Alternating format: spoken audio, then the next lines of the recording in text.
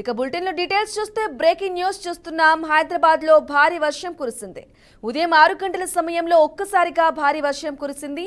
దీంతో లోతట్టు ప్రాంతాలు జలమయమయ్యాయి. ముఖ్యంగా పాత బస్తీలో కుండపోత వాన కురిసింది. మరోవైపు తెలంగాణలోని పలు జిల్లాల్లో తేలికపాటి నుంచి మోస్తరు వర్షాలు కురిసే అవకాశాలున్నట్లు హైదరాబాద్ వాతావరణ కేంద్రం తెలిపింది. భారీ వర్షాలు పడే అవకాశాలున్నందున ప్రజలు అప్రమత్తంగా ఉండాలని అధికారులు సూచించారు. నిర్మల్, ఆదిలాబాద్, భద్రాద్రి, కొత్తగూడెం జిల్లాల్లో మోస్తరు వర్షాలు కురిసే అవకాశం ఉందని అధికారులు తెలిపారు.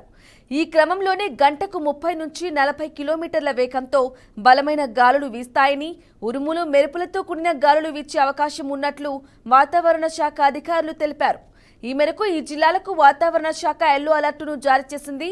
వర్షం కురిసే సమయంలో బయటకు వెళ్లకపోవటం మంచిదని తెలిపింది.